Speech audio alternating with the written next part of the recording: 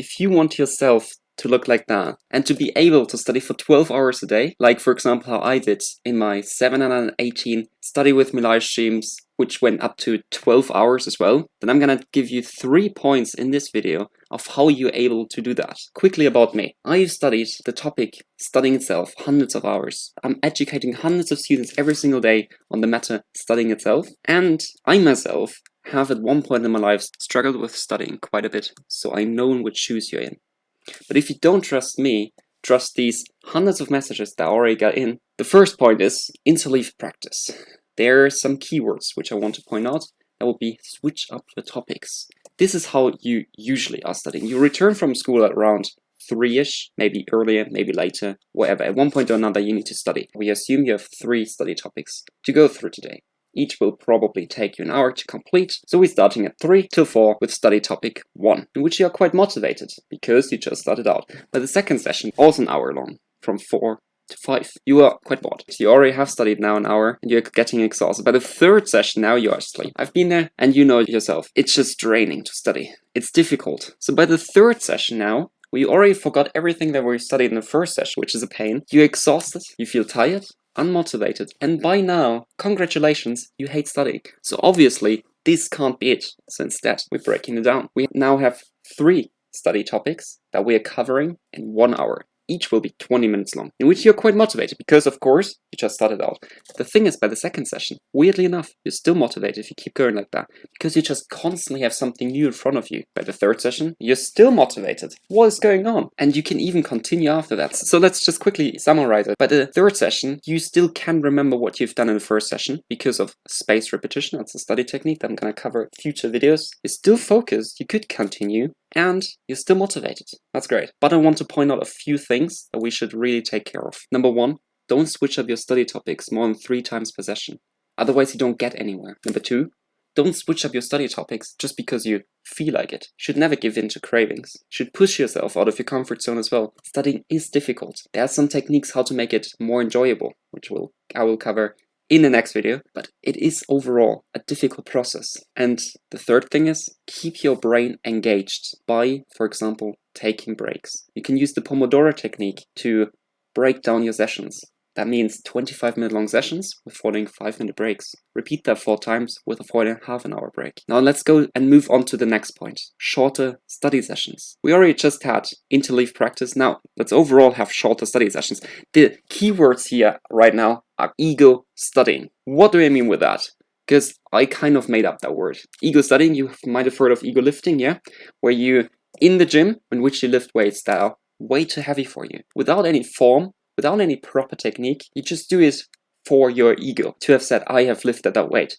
Studying is quite a similar thing. You can study even though you're exhausted, without any proper technique. At the end of the day, you can say, I have done something, but you don't see any results. And if so, then they're just minor results in comparison to what you could have done. The typical symptoms here are rereading your study material, rewatching your lectures, replaying them, and being easily distracted. For you now, I've created a framework which you can go through every single day. My question to you is, which stage are you in? Are you either not studying at all? Are you studying a little bit? I mean, that's already great because doing something is always better than doing nothing at all. Are you maybe studying for long hours and are extremely unfocused in that period of time? Chances here are already that you learn more just because you are sat at your desk and are studying. Or are you studying for short hours and are hyper-focused? That makes you more productive. We're looking at a graph in just a tiny bit, which explains this a little bit better. You have less time, which you have to achieve the same results that eventually makes you more productive. So that's great. Or maybe you're able to be, which is best case scenario, but if you are in that category, you really don't need to watch that video. You are able to focus for a long period of time and get the results that you want. And now a quick word from our sponsor. You might have seen this 5-minute study planner, which you can plan your studies in just 5 minutes, but did you know that it's now also available digitally? It contains more templates and is now fully linked. You can find it in the description, check it out, and use code JUSTSOMEONE for 20% discount. Enjoy the rest of the video. So in other words, if you're focused throughout your whole session, which is best case scenario, then why not go without a break? 50-minute sessions are great. 25-minute sessions, of course, are worse than 50-minute sessions, and not studying at all doesn't make sense if you're focused anyways, right? If we're focused. But that's not how it looks like in reality. We usually are quite focused at the beginning of our session. And then slowly but steadily, we lose focus. We're getting distracted easily. We're drained, exhausted. By the end of the session, we just can't keep it together anymore. And we just want to do something else. That's fine. There's a discovery that I made.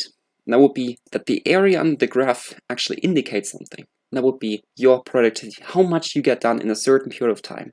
So the more focused you are, the more likely it is, of course, for you to get things done, right? So if you focus for a long period of time, but are extremely unfocused over that period of time, you might be able to get something done, but you're very unproductive in comparison to, for example, if you're productive for a short period of time, but are super focused in that period. The area of that graph might be the same. So you might have the same results even though you've put in less work because you were not sat at the desk that long. Best case scenario is that you're able to sit there for long periods of time while being focused. And that's where we're getting to. The thing is, you can still be unproductive by working on wrong things. For example, by doing the wrong essay, by covering the wrong exercises, the wrong grammar, whatever it is you have in front of you that you need to study. You can do that incorrectly as well. So just because you are doing something doesn't mean that you're actually productive. But we learn something now out of this. And that would be that if we are very unfocused, then it's better to go for 50-minute sessions instead of a session without a break. And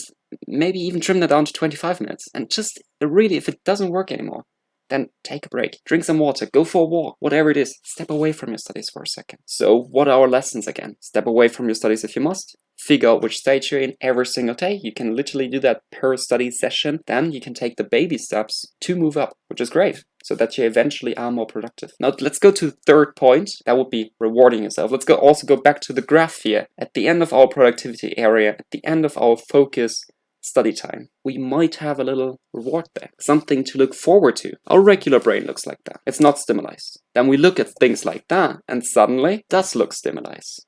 Hormones are being released. We crave these certain things. The problem now with what I showed you is that they're extremely harmful. There are two rules here that I would like to point out. If the long-term disadvantages exceed the short-term pleasures, then it's just not worth consuming that, as well as that you should never leave your routine. If you're, of course, disciplined enough, feel free to do whatever you want. But I think the majority of the viewers who are out there right now aren't. That's why you're watching the video, right? You might not be disciplined enough, and that's fine. Just don't leave your routine. Don't tempt yourself even to give in on those cravings. There are two more things. That would be, you can easily fall into traps because you potentially get reliant on those rewards. You can get addicted. You can't just perform if you get that, if you know you get these great things, like for example, a chocolate bar at the end of your study session. Compare yourself maybe to a dog really quick. If you give a poorly trained dog treats, he might be able to do some tricks, but he will just do those tricks if you give him treats. A well-trained dog, then on the other hand, will do whatever you tell it to do without any treats to be seen. So don't be like the dog that is reliant on those treats. In other words, don't reward yourself with things that are harmful for you. Smoking, drinking, chocolate, overall fast food, as well as buying yourself clothes as well as accessories which have no other purpose than to impress other people. You have no one to impress out there. Just a quick side note. Do something for yourself. Like for example, you could save some money.